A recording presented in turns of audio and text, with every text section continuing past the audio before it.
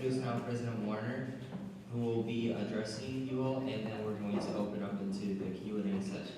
So everyone, President Warner.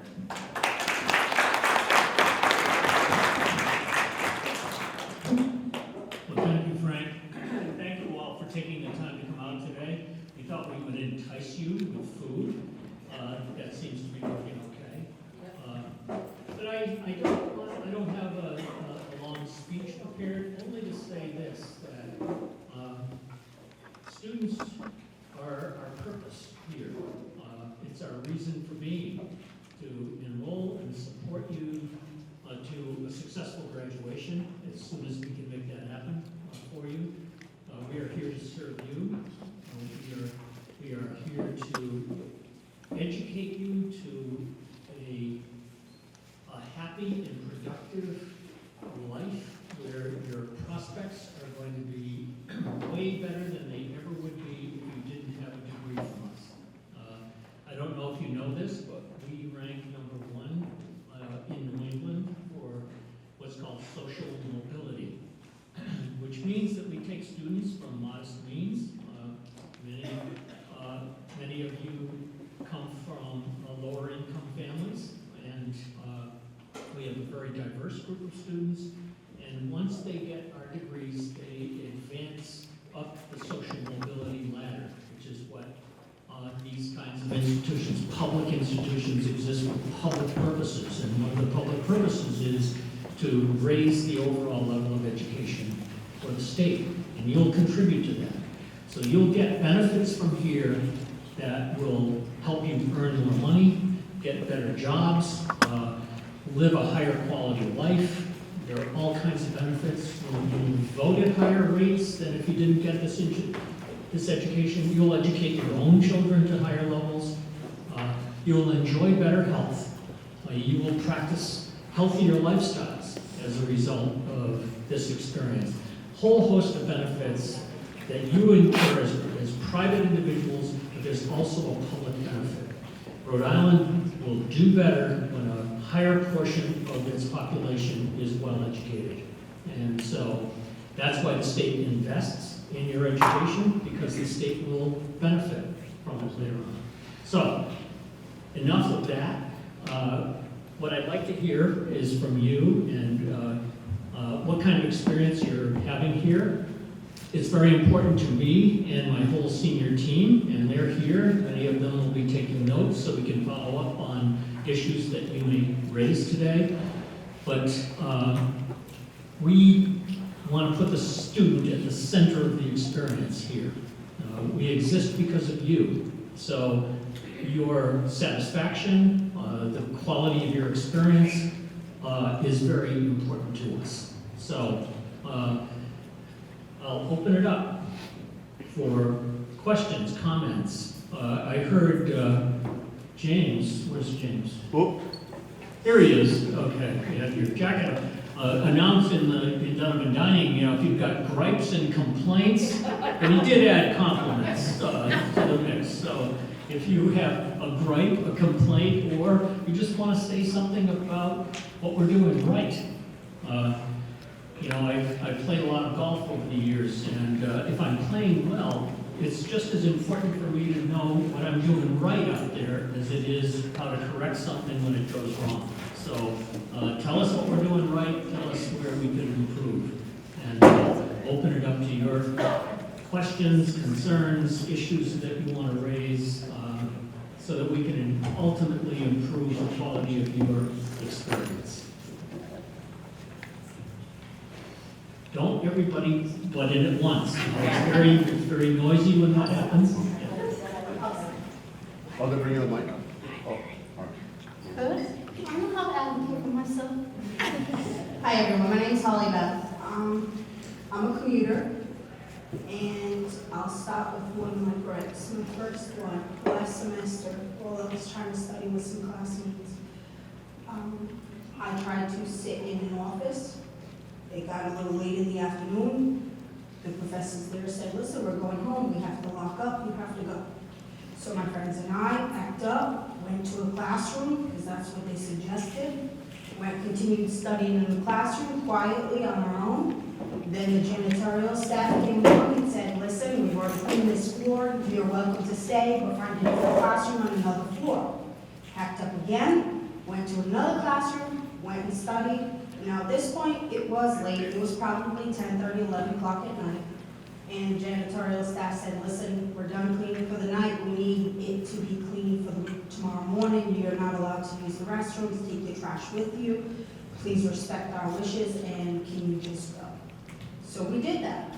We went reluctantly because we weren't ready to quit studying for the night. It was right before finals, and I could have used a classroom somewhere quiet where we could have studied later. As you know, on nights and weekends, Adams Library closes. Friday, this place is a ghost town as of 5 o'clock. That's hard for someone who commutes and also has to try to study with other classmates who also commute and work, and to get time where we can connect and study as a group, because for me, studying with peers is better than studying alone. That's one grade. Second grade for me, I also work at Adams Library, and we've had this semester alone 2,028 printer-related questions, because the system is very hard to just go, hit print, and go to the printer and get it. I'm a transfer student from CCRI. I'm used to just going hit print, slide in my ID, and there you go, it's printed. Can you address that in some time before I graduate in the future, possibly getting an easier printing system? And as for my compliment, I absolutely love the way that Kristen and her colleagues all do wonderful activities for us to try to get community spirit here on campus. Well, thank you for adding that last part. Well, my apologies, it was never our intention to subject you to the nomadic life, where you'd have to move from one place to the next. So I'm certainly hearing the need for designated study spaces where groups can get together. We have a whole lot of lounges, particularly in the newer classroom buildings that have been refurbished. So if we can carve that out, we'll take a look at that. As to the printing, yeah, let's look at an easier sentence. That shouldn't be a difficult thing to do. And sometime before you leave, how much time do we have? 2 years. 2 years. I think that's a timetable we can live with. We'll get it done with more of a sense of urgency. Thank you.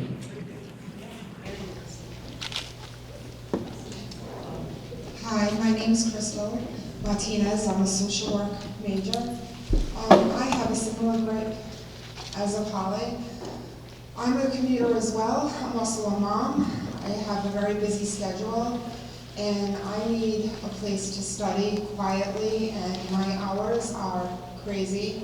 Usually it's on weekends and late at night that I can come to study, but there's no place on campus that I can come. There was one time on the weekend, and it was, I believe, a Friday night.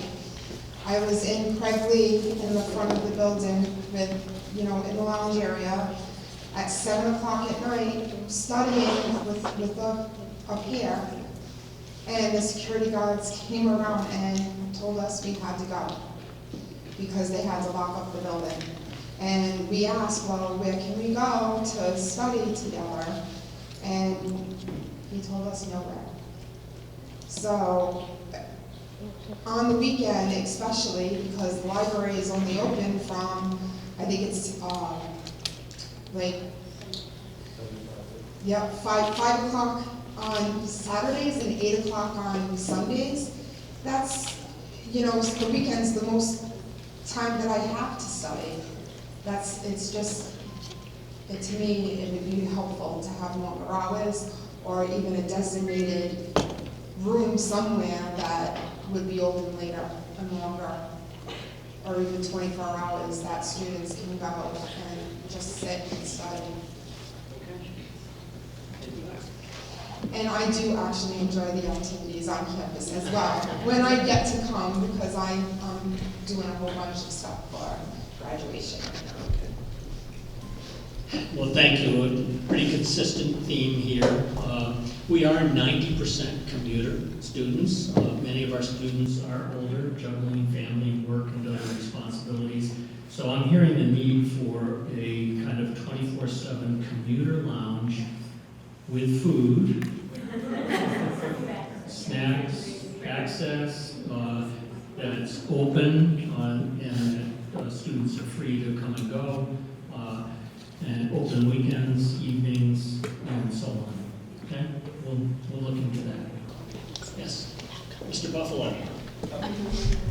He's got you. Okay, so this is just a minor thing, but in the second floor classroom I usually go to at Brakely Hall, I usually get there pretty early. I'm a commuter as well. But the thing is, since I'm the first one in the classroom, I constantly turn the lights on and then they turn off again. I don't know if I think that's because of the motion sensors. But You have to wave your hand every once in a while. But if there was a way to like consistently keep them on so I could have some studying time before class and before anyone else comes in, that would be appreciated.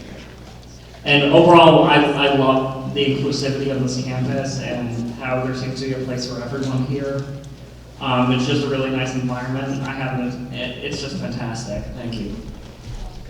Yeah, I'm not sure that we're going to be successful turning off all the motion sensors to classrooms. So you may want to consider using one of the lounges as a study time, if that will work, because those sensors are in place for energy conservation reasons and that kind of thing. But I'm well aware of it. I suffered the same fate when I was a student too. You just have to keep moving. So maybe if you open your book and you walk around in the room, but that's anything short of that. So I'd suggest a lounge. I think the lounges, as far as I know, the lounges don't have those kinds of sensors. And we're designed for that purpose, to provide study and social spaces.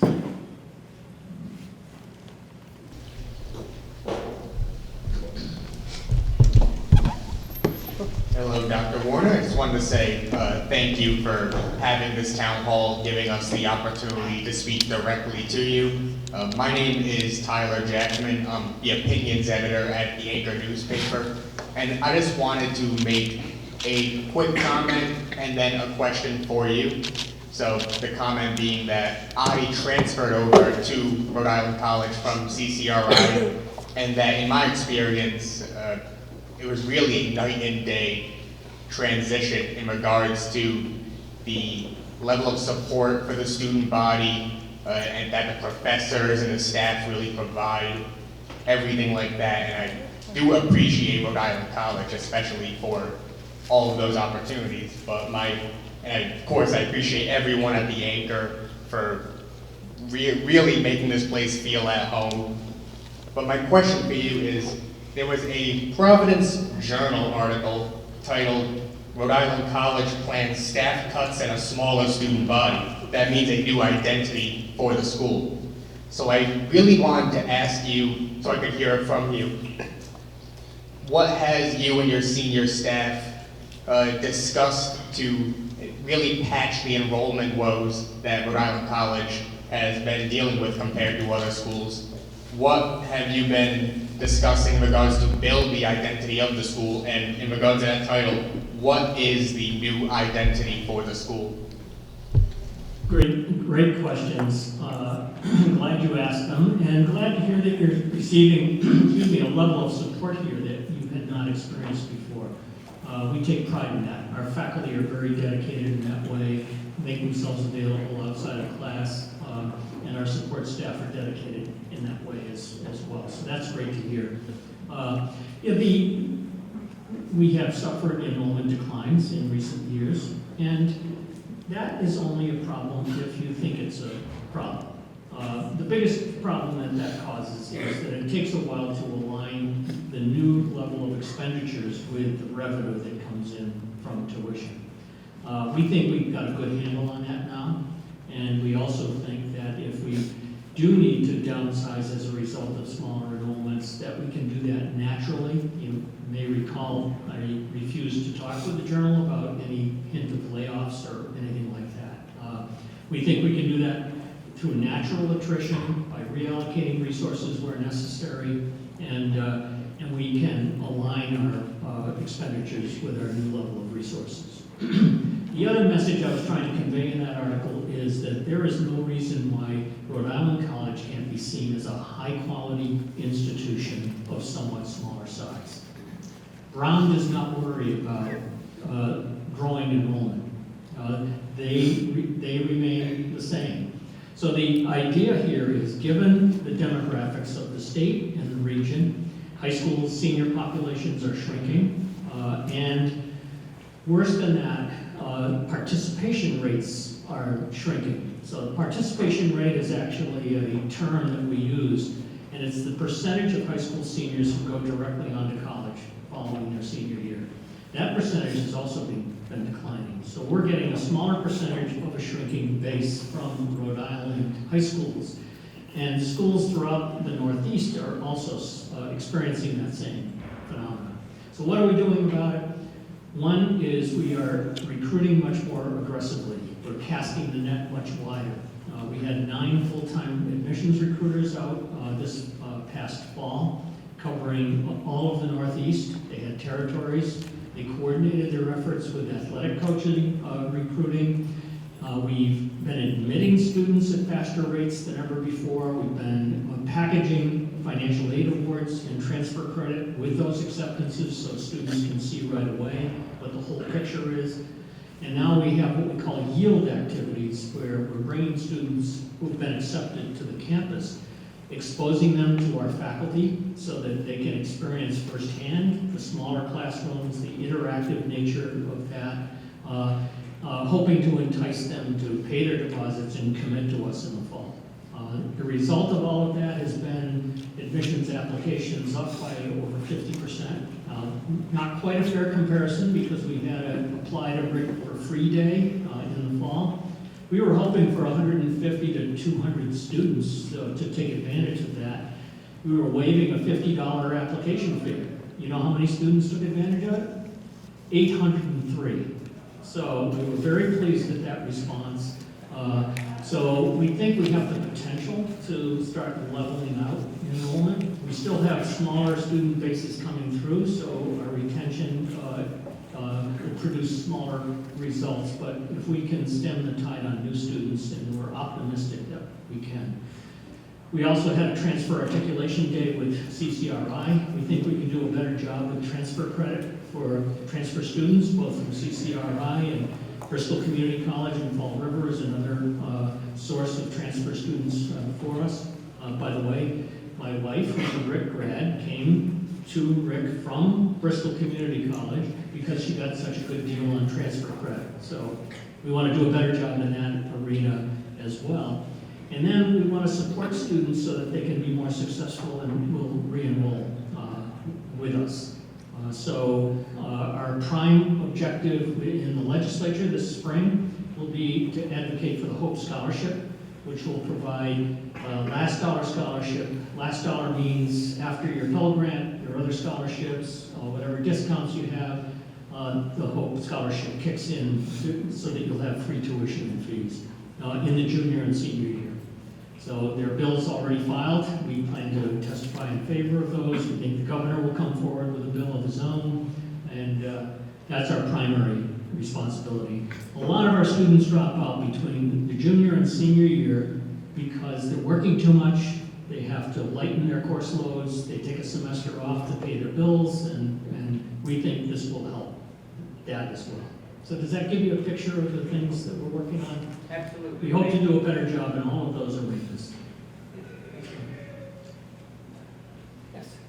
You've got the mic out. I know, I know. What can I say? I just wanted to say, I'm Gianna Delmonico. I actually transferred here this year from CCRI through the JAA program, which I cannot speak enough about and how much it did for me. And just in talking with some of my fellow students here at RIC, as well as people that go to CCRI, I feel like, for those of you that don't know, like the JAA program matches someone, your GPA at CCRI, to transfer over here as like a scholarship. So if you got like a 3.5, it's 35% off tuition here. And I feel like if more people knew about that, I guess I wanted to compliment the JAA program and then also critique that, like, I feel like if more people knew about it, it would definitely be way more, used.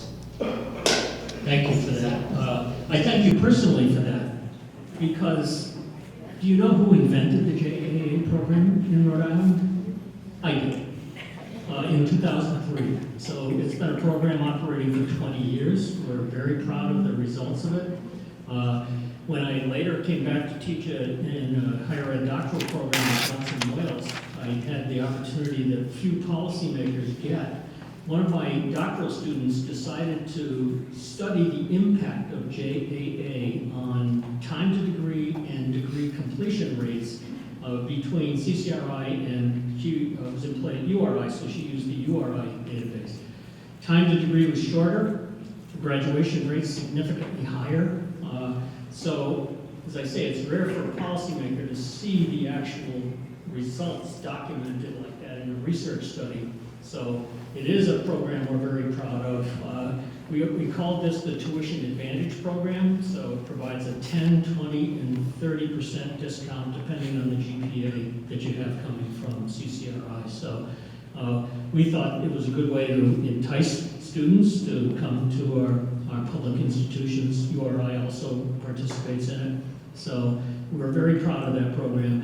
And recently, there was a meeting. I know Carolyn, our provost, met with the provost from CCRI and our transfer people to try to deepen the connection, because the conception that we had back 20 years ago was, you're not a transfer student. If you're in the JAA, you're one of ours, you just haven't shown up yet. Take that mindset. You don't have to transfer. It's automatic. You need a 2.4 GPAs, if I'm remembering it right, and in that case, the admission is automatic. I encourage the institutions at the time to let those students coming in register with the regular returning students and not wait for a transfer registration. So we think we can do many things to deepen that tie and even strengthen further the relationship between JAA, between the two institutions. So thank you for bringing it up.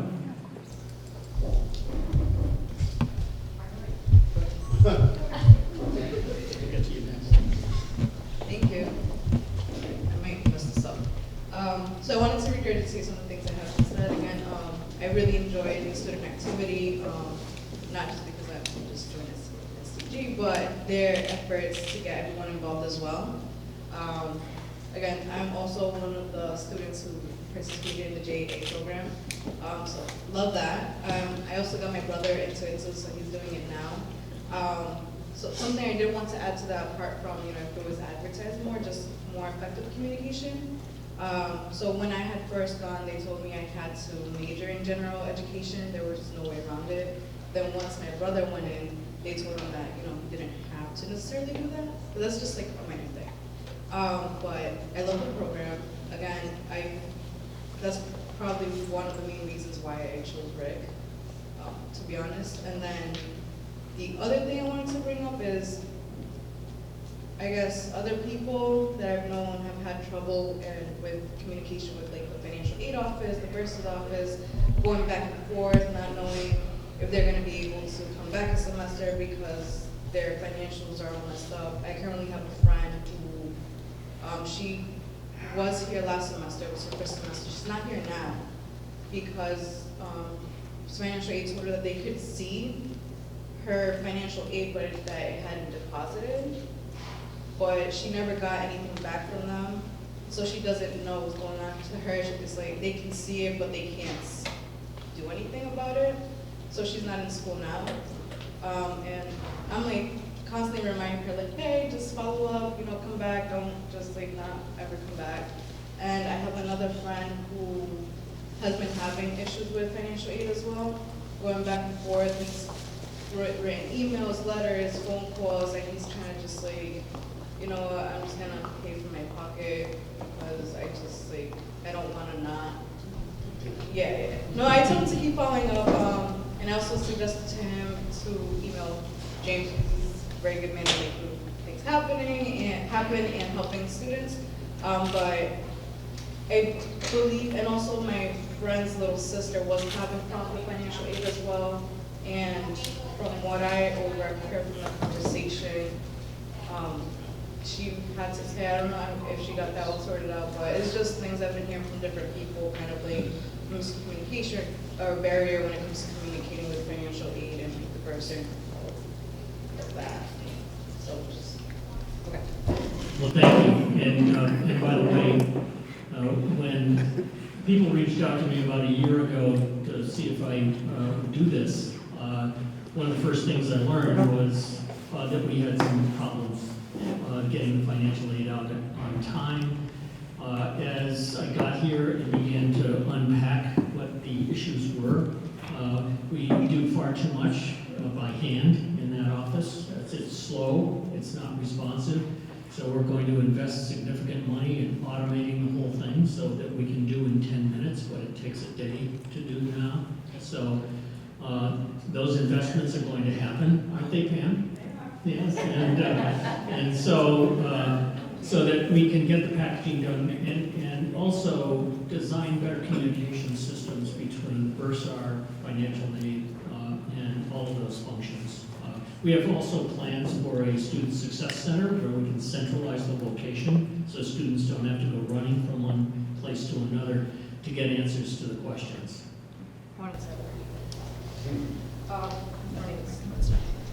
So something else is that as a student, we go to my RIC to see all of our information, and sometimes there's a disconnect between what we see on my RIC versus like what we see on the statements.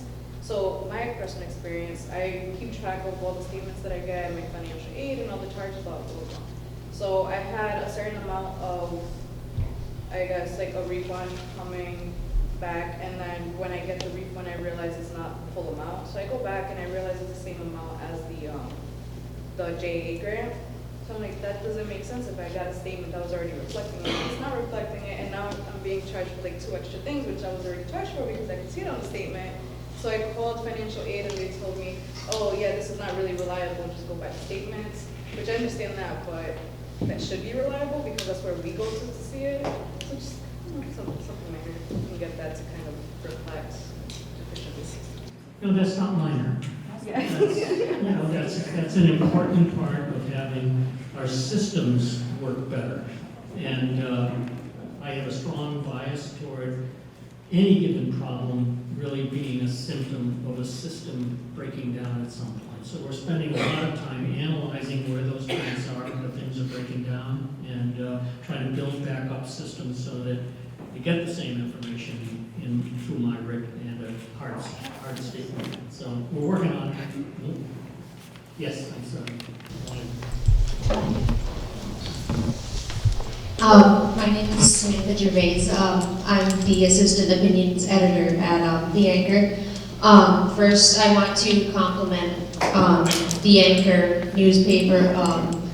I am also a transfer from the JAA program, and I just have to say, if I didn't find The Anchor, I really don't know where I would be at this point. They've become a big part of my RIC experience. So one of the things that I wanted to compliment is that just the student body is so far phenomenal. I transferred about a year ago. So one thing I wanted to bring up is I am a disabled commuter from West Warwick. And one of the problems that I wanted to address is with my friend Mel, who is also the managing editor at The Anchor. And one of the issues that we run into as part of the disabled community at RIC is we notice that in a lot of the buildings, the handicapped buttons in the buildings work very sporadically. Now, for me, I have a very rare bone condition where my bones are very slowly just kind of disintegrating. I have a prosthetic hip. I've had breast cancer. I'm luckily in remission right now, and I still have side effects from going through all different treatments, and it's very hard for me to walk even short distances. So when I get up, say the building to Craig Lee, I get up those 2 steps. I get very winded just from 2 steps. So when I need to press that handicap button and it doesn't work, you know, it's a struggle to even open the door just because the door is so heavy. And sometimes, you know, the student body, they see you trying to open the door, and some of them, they just kind of just walk right by you. You know, nobody's going to be 100% perfect and going to stop and open the door. And my second question would be, we have students express to us at the Anchor that they have interest in learning about how to help people that they love with disabilities or chronic illness, and that they want to help them, or that they just want to be seen, that there are other students on campus with chronic illness or disabilities, and that they don't feel seen on campus or just in general because it's so overlooked. So is there anything that you feel that you could put forward to make this community be seen or feel more seen? Because personally for me, and I know for Mel, it is now our sort of life's mission to make sure that people like us do feel seen, especially in a school community where we have been told all our lives that we can't. And we want to make sure that we can continue to be the proof that we can. Great questions, thank you. Well, the first thing we can do is we can check out all those doors. And so I'm seeing nods from the people responsible for that. So we'll do a little audit and make sure that those doors are in working order. That one's relatively easy to do.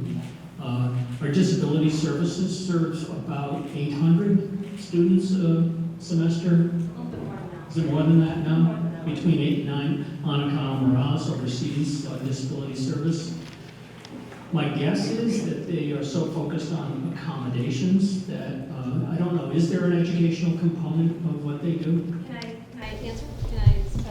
So thank you for sharing. And the button issue is something that the disability services case managers have reported to the administration, and so we're aware of it, and I'm sure that we're going to create a process or a system where we routinely check them and make sure that they are working at all times, if possible. Obviously, at all times is ideal. I also want to share that we're doing a cultural audit or an inclusion audit assessment this semester that will look at all aspects of life on our campus, of experience on our campus, that deals with facilities and access to facilities, buildings, your education, student life, residential life, nutrition, everything, right? And so that's going to be very helpful to us in giving us information and recommendations on what are some of the things that we need to change, not just because they're the right things to do, but because there's a law. I mean, there's a lot of compliances that we also have to make sure that we're upholding at the same time. Erin Brown, who's fairly new as a director of disability services, she just had a baby last week, made an observation when she first started working as the director of disability services, and she shared that with me, saying we are so very focused on compliance in terms of if there's an accommodation, we need to do the paper. It's like mechanics. It's like, you know, you have to bring the paperwork in, talk to the professors, make sure the accommodations are being met, but there isn't really a program aspect to our services, and that's what she wants to build, quite honestly. It would take resources to do that, and right now, that would be a great plea for you to make to the president and to the administration, that we need some resources to really create some programming specific to the issues that you're speaking about. Because right now, very lean staff. We're getting it done, and we punch above our weight, but there needs to be a programmatic component, social, emotional component that takes into account training, sensitivity, training, outreach, and engagement. That just doesn't happen because we're not structured for it right now. Because I know that there is, when you sign up for classes, there is a section where you can sign up that says disability studies. I've asked multiple times like how you can sign up for that, because that is something that I would happily go into. I'm going to be going into the master's program here at RIC once I get through my bachelor's. I'm Currently going for my bachelor's in psychology and minoring in medical anthropology. And, you know, like I said, that doing anything with disabled advocacy and educating and making sure that people that are in my kinds of positions know that, you know, at the end of the day, it's going to be okay no matter what. That's the kind of, I think, addition that would help RIC, because no other colleges have that. So I think that helping the community like that, I think, is something that needs to happen, because we have had a lot of expressed interest in it. Is there currently a student organization for disabled students? No, Mel and myself have spoken about that, about, you know, like trying to get one going. We have spoken about it in the past, but we don't have one, I don't think. Well, it is a way to elevate the conversation, and that organization would then qualify for student community government funding. And those funds can be used to, you know, have awareness seminars, workshops, any number of ways to do that. And separate from that, I'm certainly happy to invest in an awareness campaign or a programming campaign about the needs, the unique needs of disabled students on campus, so we elevate that discussion and dialogue. So I'd suggest both. You know, we can invest on the administration side, but you also have access to student organization funding that way. You pay a fee. That the way it works is the way democracy works. You get taxed, and this is no taxation without representation. Student community government is your legislative body that then allocates the tax to different organizations that are worthy. So. Thank you very much.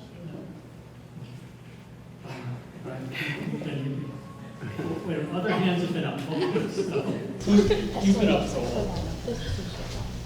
Hi, Dr. Royer. My name is Morley. I'm a freshman commuter student here at RIC, also the president of the freshman class. And I wanted to address something kind of specific to the freshmen. So you may be familiar with two programs, RIC 100 and Honors 150. These are first-year programs that occur in the first semester at RIC.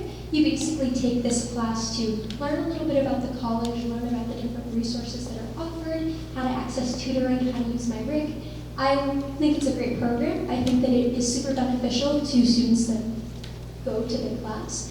But my issue is the time that it occurs. So both RIC 100 and Honors 150 occur during the free period on Wednesdays, which is ironically the time when a lot of the clubs and events and activities take place. So in a lot of ways, like, you come into RIC as a freshman or as any student and you want to get involved, you want to join a club, participate in an activity, but then there's a class that happens right during that period, and I find that a little counterproductive, and I'm just wondering what your opinion would be or ideas to maybe. I can only tell you that the other places where I've worked, we have had a free period. That was truly a free period. Nothing got scheduled during that time, so we can certainly take a look at that. We have larger scheduling challenges here, and we're working hard on those, but I would agree that if it's supposed to be a free period, it's a free period. Stuff doesn't get scheduled. So try to get that figured out. He's moved his hand up for a while. Somebody help me with that one. If your arm begins to ache. What's up, everyone? Thomas Fair, I'm the speaker for student government. But one of the things I've kind of noticed about this campus is I feel like a lot of colors are on all these buildings are kind of like dull, if that makes sense. Like, I feel like, because I visited my friend's college and they had murals everywhere. Everything was more like colorful and inviting. Whereas I walk around here, sometimes I look at these buildings and I think that you belong in a hospital. Like, so it's like, I feel like if we gave maybe art students or other people like an opportunity, like murals and just make the campus more colorful, I think it would just make it look way better. And also, the hot water in Penfield has been inconsistent for the past 2 months. Like, they sent out an email that said it was fixed, and it still half the time comes out warm. Sometimes it comes out perfectly hot. Sometimes I just prepare for a cold shower, so I just like to see something about that. We hear that, I know that that's been a problem over there, but as someone who's in hot water all the time, I can certainly sympathize. I also agree, Cindy Kozel is our Vice President for Student Success, and she and I were over engaged one day. We were looking at this slab of concrete in front of this building, and it was a mess. It wasn't even clean, so we had power wash, but the other thought we had is, what a nice place for a mural. And we're investing more in student employment, and we've raised the wages so that we create more student jobs. We're investing more money in that. Thank you. Thank you. You can do that.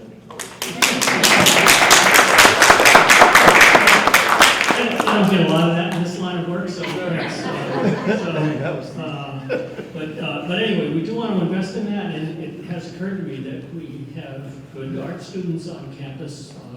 I've even looked at Sappensley Hall, which ought to display that kind of work more often. So I hear it. Yes.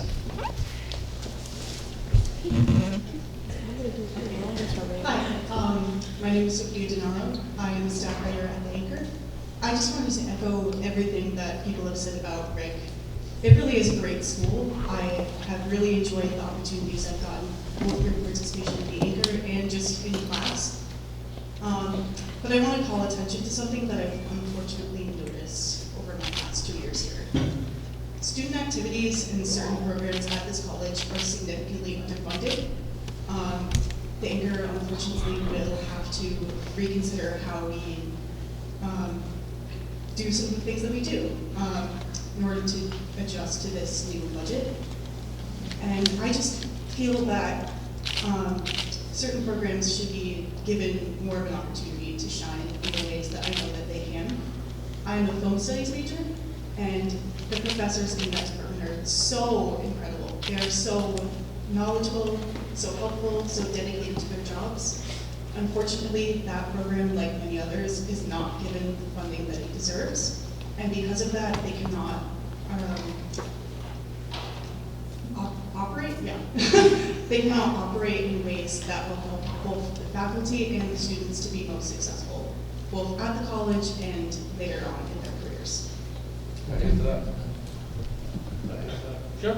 We had to make a lot of budget cuts this year because we were shorted on money, and we're still working on that to get it done. But the Anchor, Wixon, programming, there are other couple groups that they have more funding than any other groups, like seriously. One of your person, who was it, Steven? Is he Anchor or Anchor TV? He's actually on the Budget Finance Commission as well. And he was there firsthand, and we had to like literally cut, and we had to clear our escrow for all SCG, just so we don't have to cut any more money out of anybody's budget. So we went broke, well not broke, but you know what I mean, we had to like literally clear our books, so we don't take your money anymore. But those three organizations, they're like the most well-funded. There's some organizations here that don't even have a room. We're trying to get them rooms in different buildings and stuff like that, like any business-oriented like organizations, any nursing program groups, that give them a meeting room in their thing. But even those guys, they only get like $500, $400 per semester, you know? Yeah. Like, It's you guys are unfortunate. fortunate. Yeah. I really love to see more attention brought to Yeah. these groups and more resources brought to them Right. so they can operate in the ways that we know that they can. Yeah, and I spoke with Raymond and a couple other folks from Wixon and stuff like that. We're trying to set up a fundraiser at the end of the semester, hopefully, where we can actually reach out to a WPRI, Hot 106, CVS, all these local businesses, see if we can upgrade all your equipment. 'Cause I know you guys are running on stuff from like 2008, so, yeah. Yeah. So my suggestion too is lobby. Lobby your student representatives. They're the people with the funding, much as I lobby the General Assembly for more resources for the college. This is an exercise in just that, how democracies work. So advocate for the Anchor. Yes? You have a sore shoulder. Very sore. Okay. You said no pictures? No pictures, I was serious. Okay, hi, I'm Caitlin. I am the layout editor at the Anchor. So my main gripe has to do with parking. Now, as a commuter, I'm here 4 days a week, and very rarely is there parking anywhere near any of my classes. And I have late classes. Some of my classes get out 8:30, and my main one is an art class in Alex and Ani. There's nowhere to park over there, except for B lot or K lot over by Horace Mann. And to walk to Horace Mann, you either have to go through the quad or past Henry Bernard, which has no lighting. And I'm not the only one of my classmates who has that issue. All the girls in our art class don't feel comfortable walking there because there is not lighting. I've been followed to my car twice from art, specifically. And so then that leaves the option of B parking lot, which also does not have that much lighting on the way there, or the staff parking lot, which would leave us with a ticket, which is like $85, I think, if I remember from my orientation. So I think that is a problem that needs to be solved, especially since we are 90% commuters. There is no parking for anyone except for like J parking lot. And even then, I've been there and there's no parking there sometimes too. It's too far. Like, it is sometimes really to far. classes and stuff because you can't get there. The walk from J lot to Fogarty, which happens more often than I would like it to, is a solid 5-minute walk. Okay, well, we can certainly look into the lighting. This complaint could be heard at any college and university campus, anywhere in the country. I'd ask you to imagine for a moment, we were 5,800 students in the fall. Imagine when we were close to 10,000. So we do have available parking, but it's not always at a convenient distance. But lighting, we could and should deal with, so that you get to feel safe. Okay. 2 hands. Yes.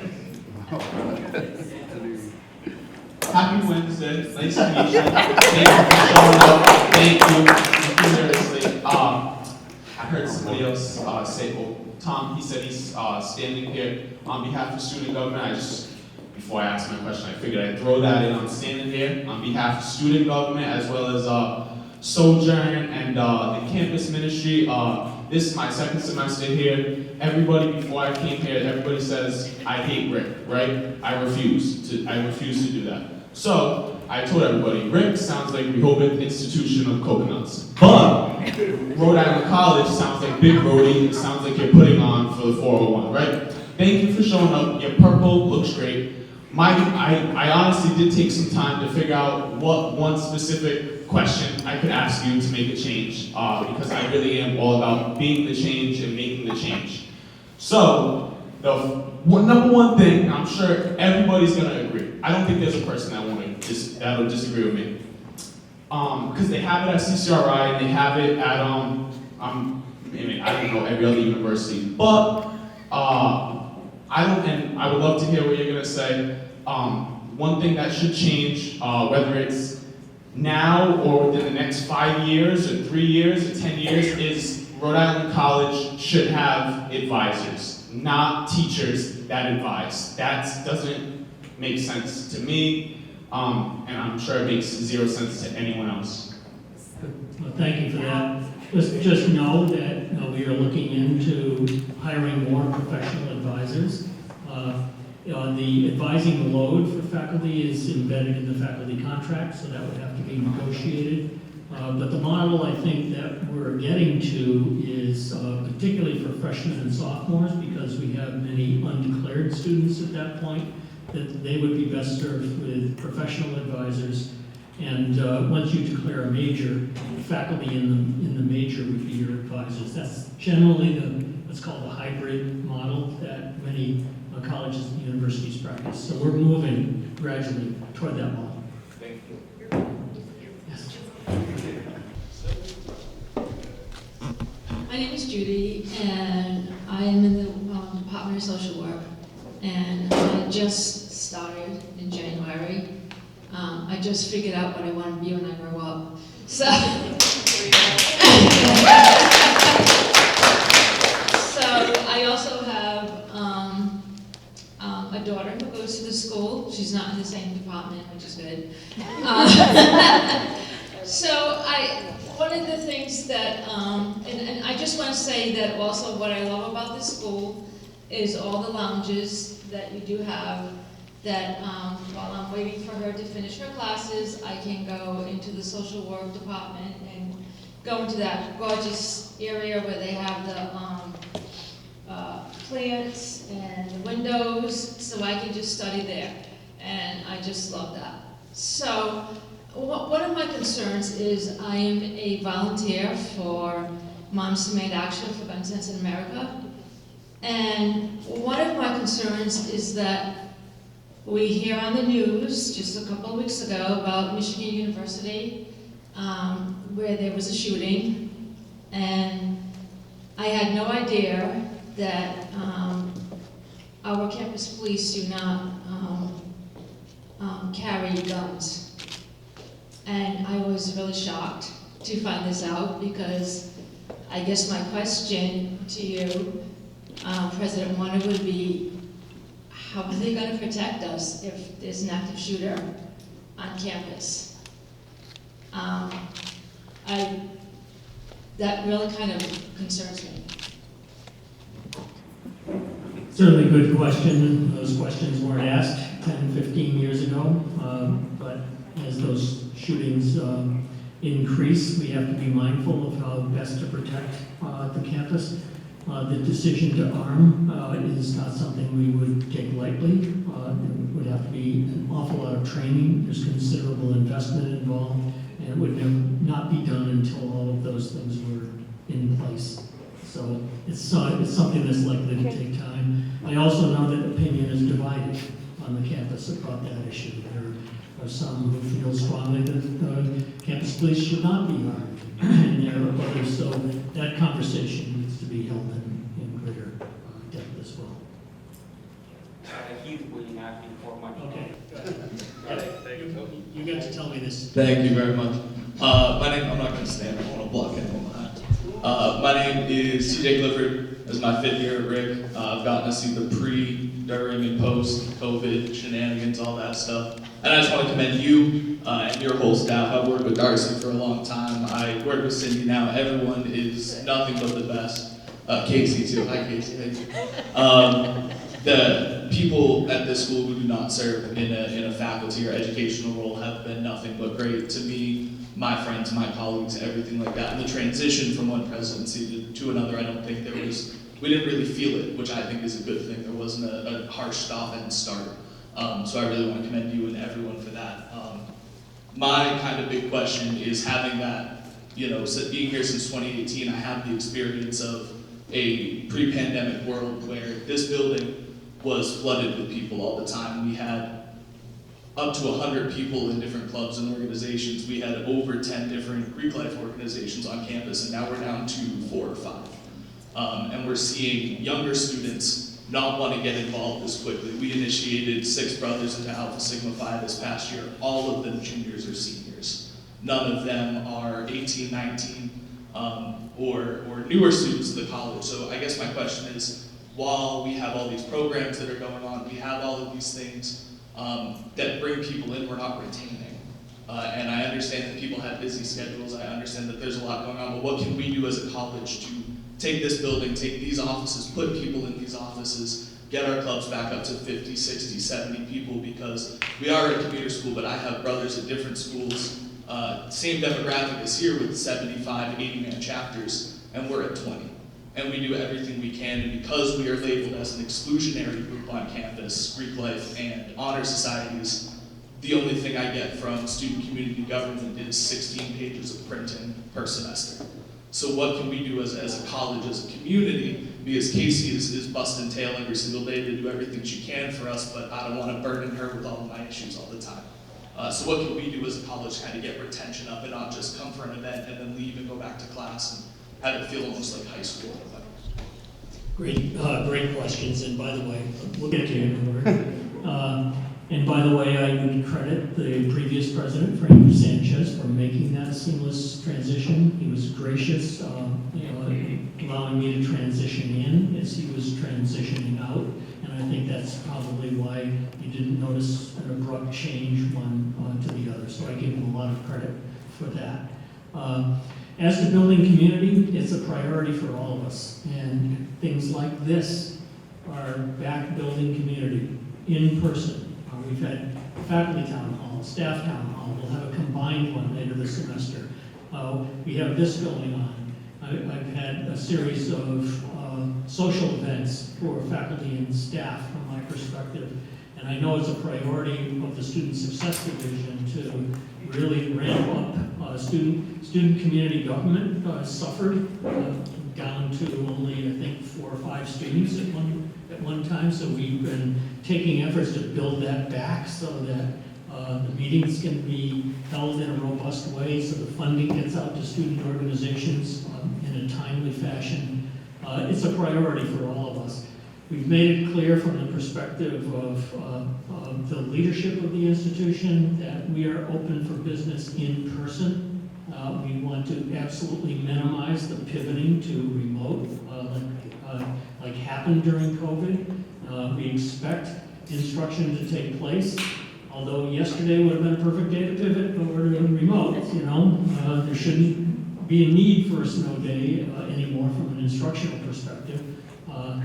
But we are making it a big priority to build this community back. It's going to take some time, 2 years of developing habits that were very different. It's going to take some time to build back. Thank you for your question. Yes. Apologies, I didn't really introduce myself before. My name is Malcolm Streifeld. I'm also an Anchor staff writer. I have been diagnosed with autism from a young age. I guess what I wanted to ask you, is there any way we could create some kind of awareness campaign to educate the student body about what it's like to live with neurodivergence? Because I think there's a lack of knowledge right now concerning that especially considering how difficult it's been in the past for me to live with my autism and actually cope with being neurodivergent. Not just autism, ADD as well, ADHD, anything that falls under that would be appreciated if we could get a program set up for something like that, that just generally educate, because I think generally right now in this country there needs to be more education on neurodivergence as a whole. I agree.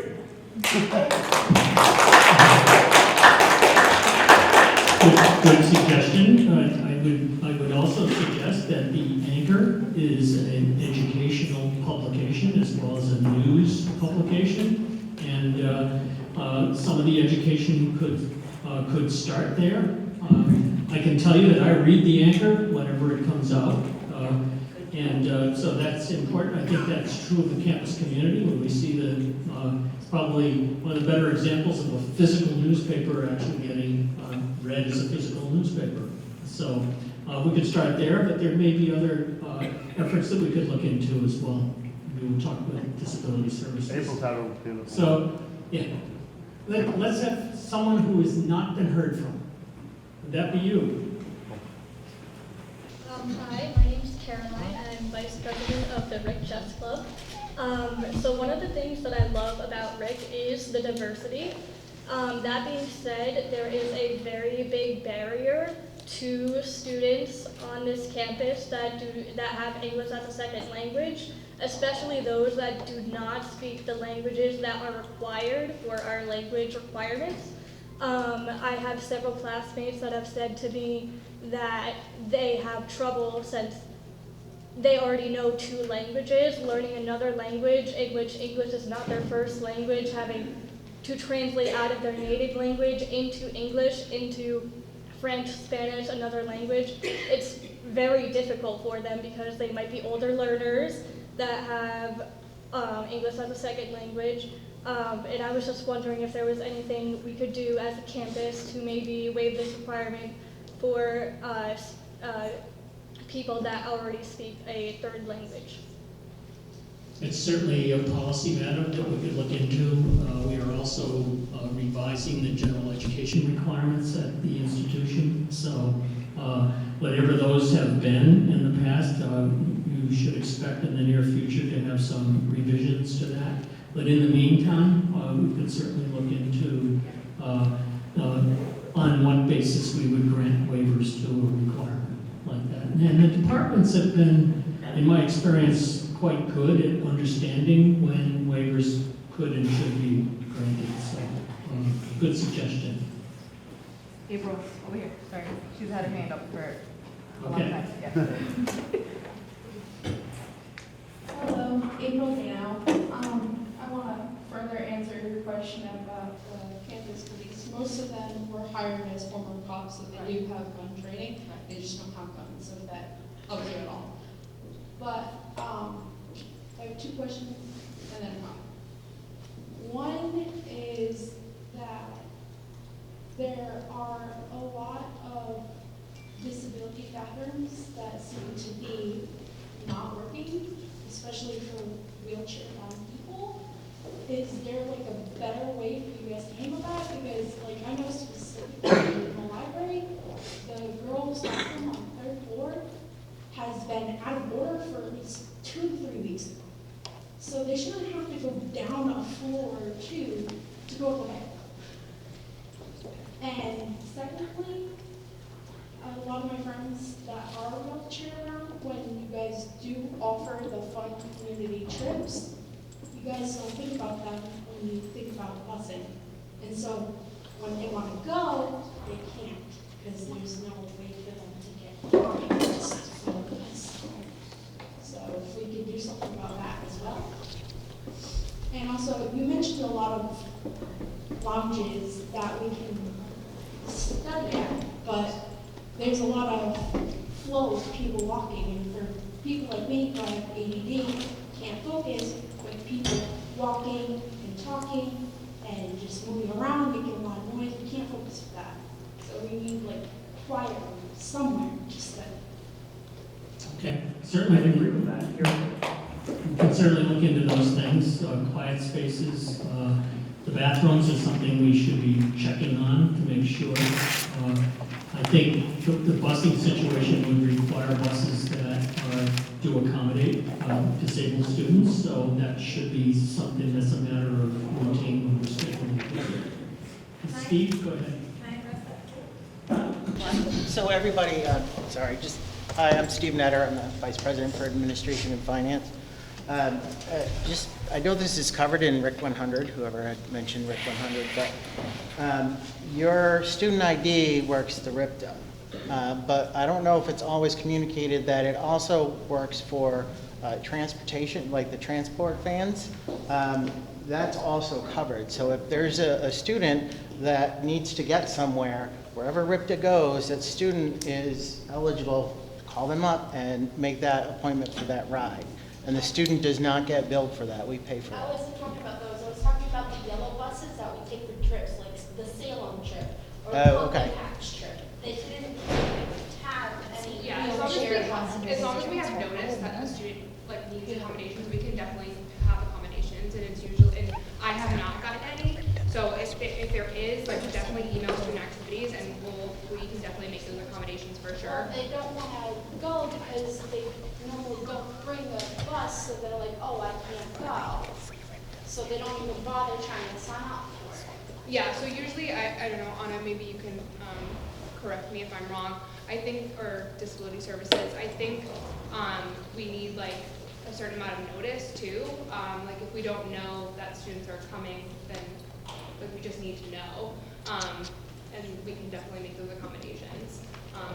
Where we want all students to come, so we'll definitely keep that in mind though for the future for sure. But if there's anything, definitely direct them to our office so we can work with them one-on-one too if they need it. Yeah, sure. And again, like Erin is not here, I'm speaking on her behalf, but I think what you're talking about is very similar to, I think, what Malcolm has stated and what others have stated, that there needs to be a campaign and a communication of affirmation of inclusion. And that is, I think, the missing link here, where absolutely Casey with enough notice, or the Disability Services Center staff with enough notice, can make sure that accommodations are being met so you can fully participate in activities in your education and being here at Rhode Island College. What's missing, I think, is the inclusion coordination, the ADA coordination. We don't have that. There's limitations to what our Disability Services Center does, limitations to what our student activity or student life has. So there's no glue that brings it all together. The glue typically on a college campus for inclusion, which I'm very proud of, being a vice president for diversity, equity, inclusion, that disabilities or neurodivergency is part of our inclusion. It's part of our inclusive excellence, right? We don't have anybody coordinating that for the entire campus, for all of your experiences.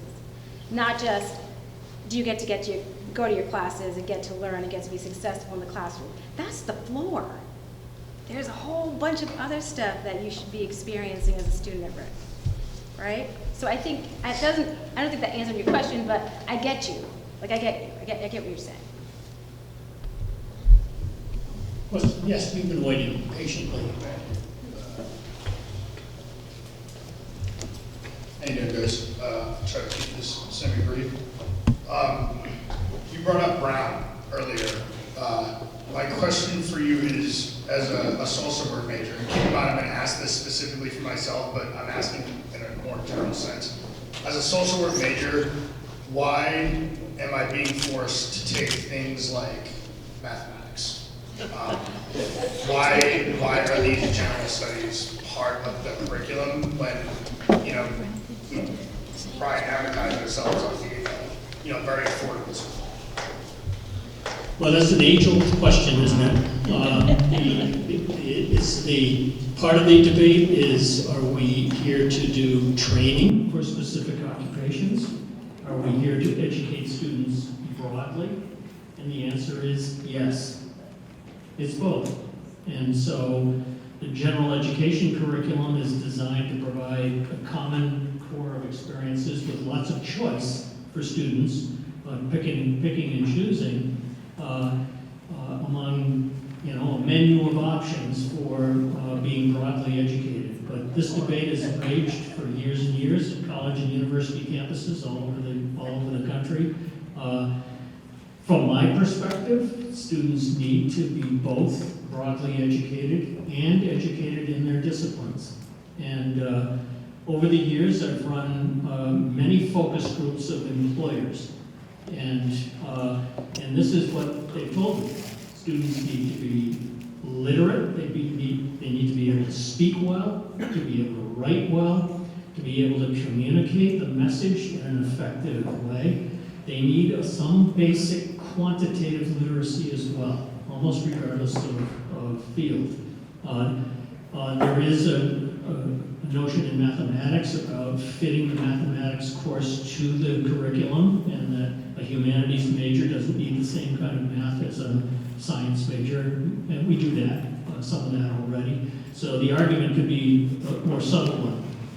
But students need those basic, broad-based skills to not only remain employed, but the way the modern workplace works, you don't take a career and it lasts 50 years and then you retire.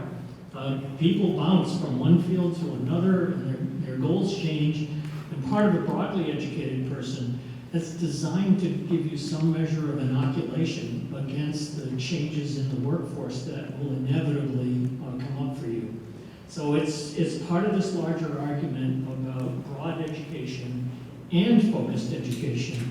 And we try to chart a course between those two things. And there'll be debates inside of that about how much of this and how much of that. That's going on right now as we take a look at revising the general ed curriculum. But the question about mathematics is also a question of mathematics for what? So just if you don't mind, if I can be a little more specific. It's not that I don't see the value and importance in such, it's that why is it a requirement and an option?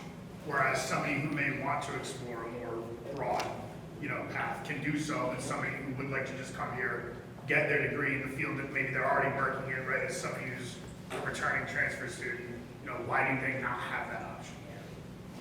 Well, if the option is between, say, no quantitative literacy and some, that's one argument.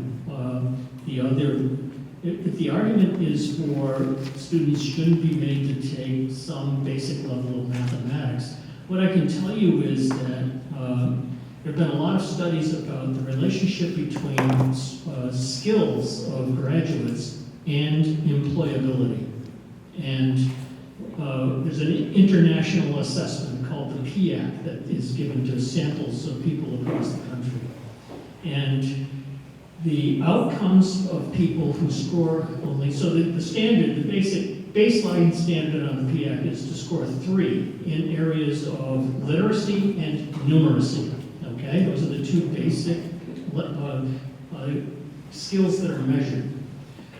People who can't score 3, and that's a moderate level of proficiency, certainly not a high level. It's a scale of 5, so there are 4s and 5s that do even better. But if you score only a 1 or 2 on the PIAC, you get almost no benefit from your education because you don't have the skills needed to survive in a complex workplace. So, so degrees are proxies for skills that employers want to see in the people they employ. And the people who are successful at keeping their jobs and also getting promoted and growing their competency in jobs are the people with those anchor skills. So we're mindful of that whenever we design the curriculum. We want to graduate people where the degree means that you have a certain baseline level of literacy skills and numeracy skills that we can announce to the world. Because of that clear relationship. And I don't want to hog all the time, but I just want to say one thing, and please correct me if I'm wrong. So what I'm hearing is that K through 12 does not get us to that level of sufficiency. So therefore, we as students have to pick up that tab in an institution in order to make sure that we, demonstrate if they're higher on that scale, more or less, correct? Yeah, I think it's unfortunate that not all high school graduates graduate with enough proficiency to satisfy our requirements. And so we ask those students to take what we call remedial or developmental courses to catch them up in those basic levels of being able to have quantitative skill. So yeah, it's a systemic problem. I've worked a lot with K-12 to try to articulate what the expectations are from higher ed over the years. Don't misunderstand. I was not placing that on you either. I'm no longer responsible for the whole system. So, thank you. I'm okay. But thank you. Excuse me, President Warner, I just want to take this opportunity before you go to the next question to remind everyone that we only have 10 minutes remaining. So if you do have any questions, make sure that you have your voice heard now before we conclude at 2 p.m. Okay. Thank you, Frank, for that. Go ahead. You've had the microphone, so. I said too, so I'm just going to say this quickly. We thank you for coming, but also if you want to inspire change, you should join student community government, so that way your voice is heard. Like, I'm with SCG, everyone over at those two tables or at SCG, they've been doing a great job. They've been probably taking notes on every single issue that you guys have been promoting. So if you really want to see change, I highly recommend you join SCG. The office is literally up there to your right, and I have the forms right here, but I have to eat my way. But I have to eat my way to class. The forms will be there, or with Azzy, who's over there. But yeah, join SCG. Well, I don't know how much to add to that, except to reinforce the message. The student community government is the student voice. They are your representatives, your elected representatives. So join them and add your voice to theirs. One more there. Oh, yeah. Let her go. She hasn't had a chance. Hi, my name is Raymond Baccari. I'm the vice president of CLASO. I'd actually just like to make a suggestion. I've seen that it's been a problem with that whenever we want to have food on campus, it has to be from Dawn. And no hate, I love the food from there. Every time we ask them to try and make different cultural foods, they do an amazing job. The effort is great.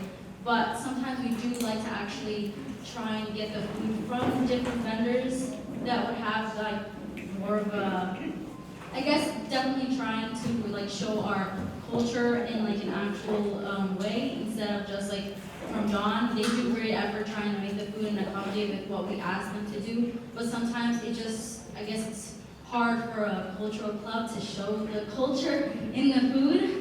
So I guess that's just my suggestion, if we can actually try and accommodate that whenever we want to have outside from food here on campus. One a good suggestion, I attended the last dinner last fall. It looked to my unseasoned eye like there was a pretty good diversity of food there. That made me regret that I had other dinner plans because I would have preferred to eat that dinner and sample all the variety. The dining service does have the exclusive right to dining on campus, so that makes that one a little bit tricky, but maybe some of that can be negotiated. Fatia would like to add something to that. So you can order food outside of campus, but you have to go through Dawn. Just tell them where you want to order, then they will order it for you. It's kind of like a live If it's clearly something they can't do, I think they'll be okay with that. But do go through them because they you have to the- go through them to order the food from outside. They So they have the do, I don't know, make sure it's good. Well, see? I don't have all the answers, obviously. Go ahead. I had a couple things, I'll skip a couple of them. How many pages have you got there? Negative people's rights and concerns. But, I'm part of the RIC council, and they brought up that we're gonna be moving to North Ultra in the spring semester. I don't know, like, what's gonna be the learning curve for that, especially like, the students are just gonna jump into it, and now you're gonna get a chance to just learn it like casually before it goes live. So, my question for that is will there be like a grace period where students can acclimate to it and not get like charged by their professors for not knowing the system yet? Another one, there's nothing for students to do on campus. I mean, we have activities and stuff like that, but like somebody mentioned here, like students are just wandering around. I was speaking with people from SCG and some people from campus as well about trying to like open up a steel building where we can just have something built by the students, for the students, and run by the students, like probably between all the dorms there. We'll have like pool tables, karaoke, stuff like that. Because right now, it's either down or downstairs at the bistro. There's nothing else for people to do except for the gym. Another thing, school spirit is really big. Like we have all these great like basketball teams. Like the women's basketball team just won the Little East. Wrestling team doing great. Tennis team, and nobody knows about this. I propose that we start having tailgate parties on campus. I don't know how you guys feel about that, but we're like a dry campus, one of the only dry campuses in like Rhode Island for it. And then on that note, can we open a bar on campus? Anything else?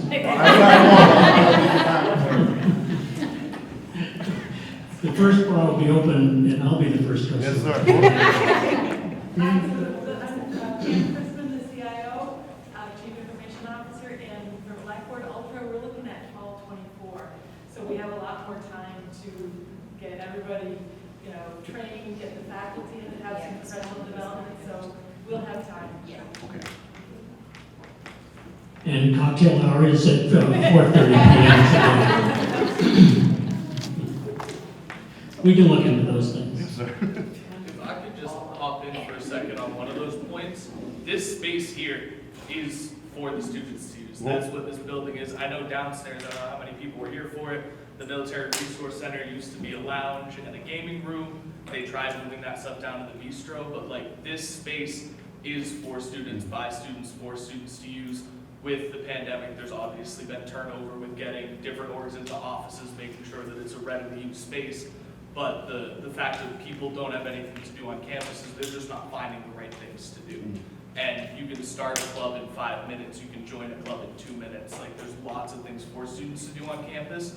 It's just making sure that we're getting that out to students and if there's something that they don't want, there's a list of 80 clubs on the website. If there's not one of those 80 things fits you, find 4 of your friends and a faculty advisor, go to Kristen, and you have a brand new club with things that you can do and use these spaces and use RIC rooms and all of those things.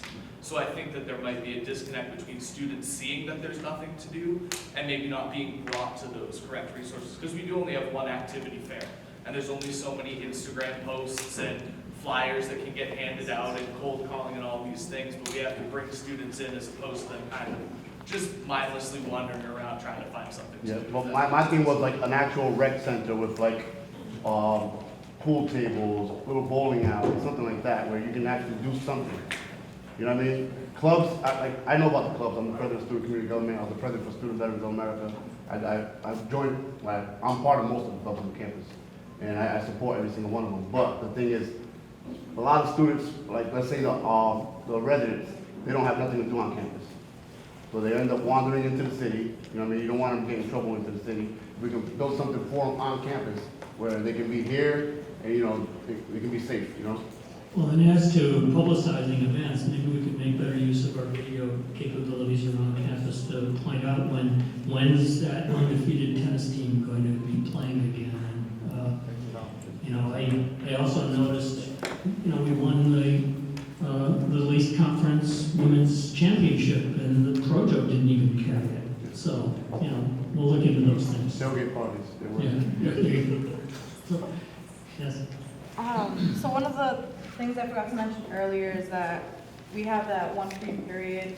I feel like when you're part of more than one club, more than 2 clubs, a lot of the clubs meet on the same like free period, so it's hard to actually be participating in these clubs because you have to kind of pick and choose between which one do I want to go to or which one can I go to today. Or like other meetings are held on that same day, and some of them, you know, they're somewhat mandatory. Like for example, SEG, the finance meeting, the student parliament meetings, they're all on Wednesdays. So if you're part of other clubs, you kind of have to go to you have to put priority on SEG meetings. But even not including SEG, if the other organizations, the same problem. So maybe having like a second free period somewhere. And I know some clubs do try to coordinate outside of that time, but again, with commuters and like students having different schedules, you know, if you try to schedule at night, that might be good for most people, but then some of them have night classes, or like maybe you try to do it in the morning, but people have like morning classes, or it's kind of like, why am I gonna wake up early just to go to like a meeting if I don't have class until like this time?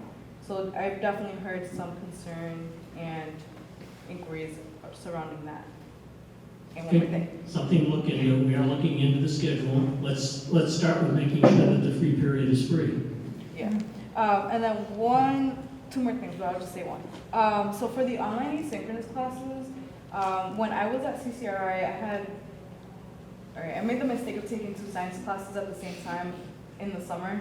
Terrible, terrible. But the good thing that came out of that is that both teachers, even though it was completely asynchronous, they had pre-recorded all their sessions, and they went into extreme detail. It was amazing. They had great PowerPoints. So I know some classes here are kind of like that, but if we can try to get all of the asynchronous classes to at least have that, because the instructors are getting paid for teaching that class. The students are paying to take that class, but if you're just reading something on Blackboard with instructions and then doing your work and then just submitting it, I don't feel like you're getting your money's worth for it. But at least if you have the PowerPoints and the lectures, it can eliminate a lot of questions and confusions and the waiting time between, I emailed my professor at this time, but he doesn't email me back until maybe like 2 in the morning or something. Well, we have invested in instructional designers, so those are the resources that faculty use to design an asynchronous course, so hopefully that'll improve over time as they make better use of the instructional design team. And what time is it? Are we okay, no, that's fine. Thank you, Paula, for your questions. President Warren, do you have any last comments that you would like to make before we conclude? Well, just thank you for turning out. Thank you for the quality of the questions and the passions that are behind them, because the questions that were asked not only reflected what you yourself need, but you're advocating for students who are in a similar situation from you. So that's gratifying for me to hear. And I'm certainly interested in supporting whatever contributes to making students successful on this campus. So thank you for taking the time. One of the first things that was brought up was the need for a 24/7 commuter student lounge where students can study. Any ideas of potential locations? Not yet. We'd want to study it. We want to be sure that whatever location we are choosing isn't going to displace something else that's important. But we'll do a scan of the campus. We do have available spaces on the campus, particularly since we opened Horace Mann, because we had surge space. So there's likely a reasonably good space that we can identify. Enrollment was a big topic of concern. The Anchor's very own Tyler Jackman asked you about that, referencing the Providence Journal article. You said in part, enrollment, it's the issue of enrollment, it's only a problem if you think it's a problem. Can you explain what that means? That the real issue is aligning our resources with our revenue, or aligning our expenditures with the revenue. So we are aligning that now, and once we get that lined up, then we can invest even more in the things that are important to students and to this campus community. What are some kind of realignments that the campus community could be expecting? Well, we heard some of them today. They're investing in a new learning management system. We're investing in systems that will make sure that our financial aid awards get processed a whole lot faster than they do. We've never really automated some of our business functions, like our human resources functions and all of those kinds of things, so we're going to make investments in those as well. And in that Projo article about the enrollment woes, you didn't really answer the question of if there will be layoffs. Now that I have you here, will there be? Not planning on them. One more thing I want to ask about the enrollment. You said recruiting aggressively. The enrollment is projected to go down. What other efforts will your administration put forth to try to address that problem?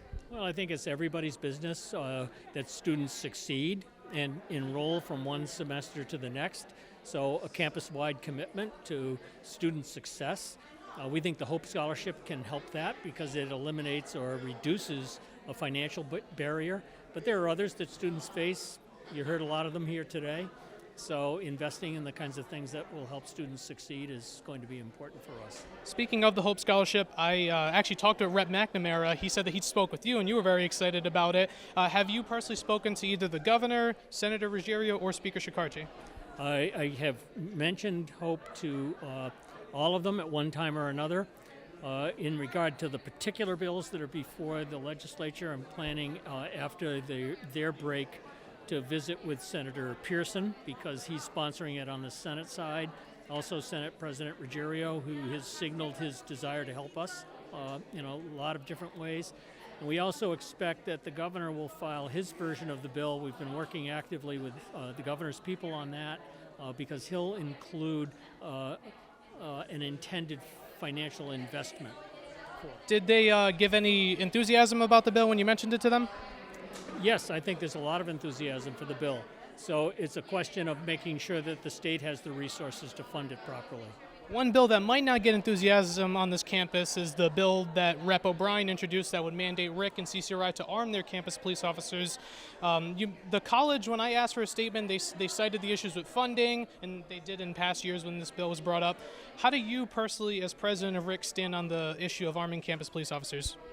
Well, I see both sides of the argument. I think that those arguments need to play out in both ways. We want to be sure the campus is comfortable no matter which way we go. You've heard the arguments for arming here today. I didn't hear as much from the other side of the argument, but I know that that set of arguments is present as well. There's a public process for vetting those things. It's called public hearings on a bill. So people should feel free to voice their issues there.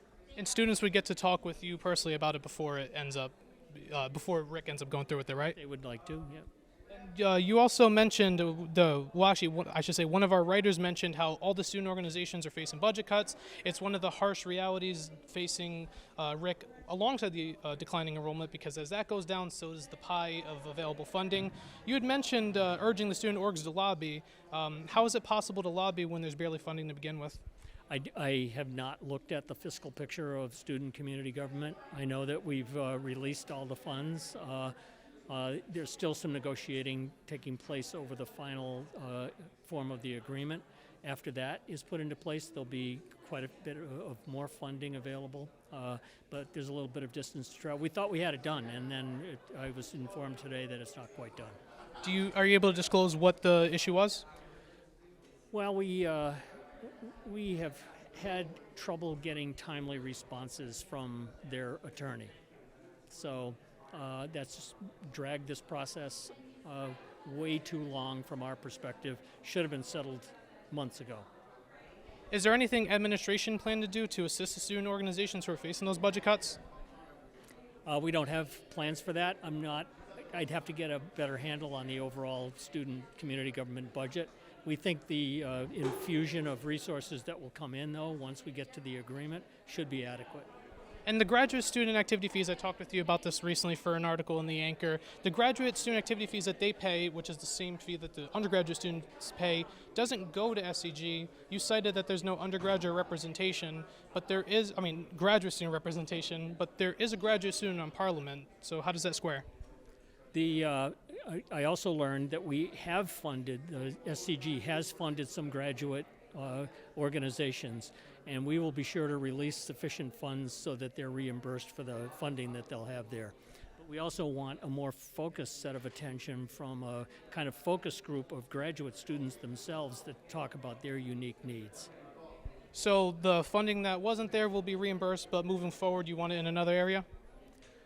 We do. Now, we will consistently reimburse any time student community government funds a graduate organization. We will release sufficient fees to fund those things.